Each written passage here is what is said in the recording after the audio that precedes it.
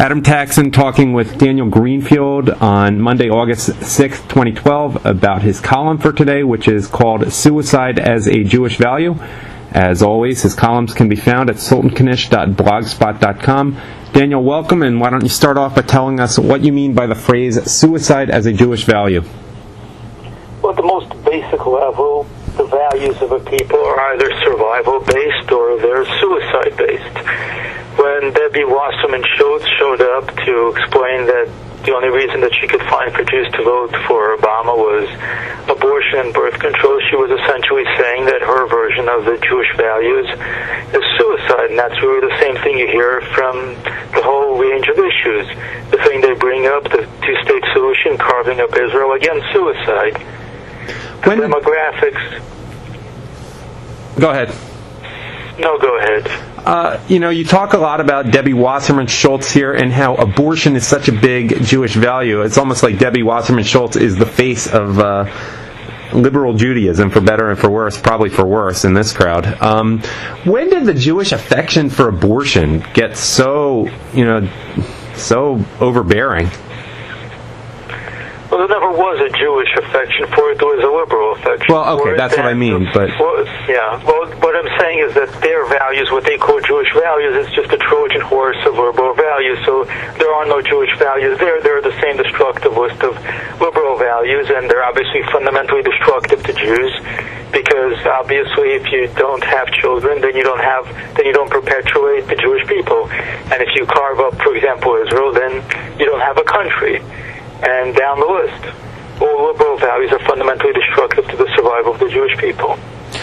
By the way, let me stick in a pitch for myself here. I am Jewish and single and available, so ladies, you can contact me. Daniel, you want to put a pitch in for yourself there too?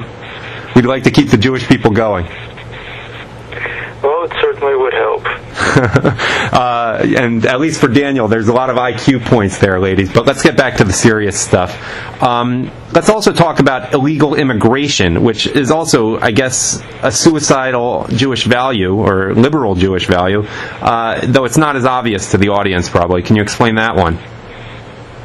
Well, once we get through all the not having children values, abortion, gay rights, so on, once we get through the two-state solution, carving up Israel into pieces, then of course we come to the major liberal Jewish value that, the JTA and every liberal Jewish organization talks about, is their support for the various forms of illegal immigration. Now, illegal immigration primarily means Mexicans, it primarily means Latin Americans. And even the ADL's own survey, as discussed in the article, really shows that foreign-born Latinos have a 44% of them rated strongly anti-Semitic on the ADL survey, as opposed to around 12% of white Americans. So really promoting anti-Semitism, promoting hate crimes against Jews appears to be the major liberal Jewish value.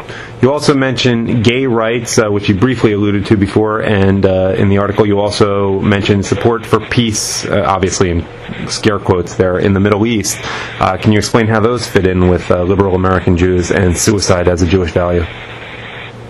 Well, again, the peace process essentially means carving up Israel into very, very small pieces in support of the great terrorist-Indian oppressed peoples of the Middle East. Obviously, the ability to sustain a Jewish state depends on having defensible borders. It depends on being able to defend yourself against terrorism. If the whole idea is that Israel is the aggressor, oppressor state, that it has no right to defend itself against terrorism, that terrorists do have the right to blow it up, then obviously this is a suicide value, not a survival value, and that doesn't just go for Israel, it also goes for the United States and Europe when it comes to confronting Islamic terrorism. It's the same set of liberal values that are holding them back. Can you say how demographics fit in? There's some staggering statistics about the extent to which young New York City Jews are Orthodox. Well, obviously, if you adopt abortion as a Jewish value, then you're kind of going to have a problem with the next generation after that, because where are your kids coming from? They're not coming from historic. If you focus on abortion, gay rights, and birth control, then you're kind of going to have a whole lot of missing children there. And what happened demographically in New York City is that we're pretty close to a split population of Orthodox Jews and liberal Jews, and in terms of the actual children, the latest survey, the Federation survey for, I believe, 2010 showed that 74% of children in New York City are Orthodox. So you basically have the end of the liberal Jewish values of abortion and birth control and gay rights and the beginning of traditional Jewish values simply because of demographics. Finally, aborted children can't vote or affiliate with liberal Judaism. Finally, let's do a little history lesson. You talk about Margaret Sanger in here, and the common perception is that people know that she was into eugenics, but that she was primarily concerned with reducing the number of blacks. But you point out another aspect of this story in the column of yours, and maybe you can tell us a little bit about that. Back then, first of all, if you actually look at the history back then, liberals were not particularly concerned with blacks. They overall actually liked blacks. They were concerned with primarily immigrants who were going into Democratic-controlled cities because at the time, again, it's not post-Civil War at this point, but the post-Civil War environment shaped this political environment at this point. And back when we were talking about the Democratic Party was different than it was then. So there was still this concern with dealing with high-reproducing immigrant groups, which at that point were Jews and Italians, also to some extent the Irish. Liberals had really hated the Irish before this point. They wanted blacks, yes, Irish, no. But then the Jews came along and the Italians came along, and their demographics were also considered threats. So Margaret Sanger targeted Jews. She was operating on the Lower East Side, and she opened her first clinic in Brownsville, Brooklyn. And the main target there were Jews. Some people do assume that Margaret Sanger was Jewish. She was not. She was actually Irish. Her first husband was a German Jew, but at the time, German Jews thought that Eastern European Jews were scum of the earth, basically, which is where the term kike comes from. What is the origin of the term kike?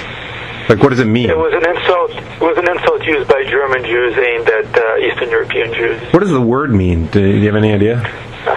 Well, supposedly it means kaiko, which refers to their inability to sign their name, to write their name. Oh, okay. Interesting. And it came from Jews. No kidding.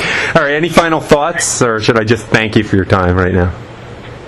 Well, I could point out that Yankee came from a clash between fellow New Yorkers, between Dutch and English New Yorkers, but we can just move on. Wait, Yankee was the term for the British, the Dutch derogatory term for the British? Yeah. But it originated in New York, then it became a term that Southerners used to refer to people in the North, and it became a term that Europeans used to refer to Americans, so kike followed some of a similar process. Interesting. That's interesting. Well, we've gone a long way from suicide as a Jewish value, but Daniel Greenfield, as always, thank you for your time.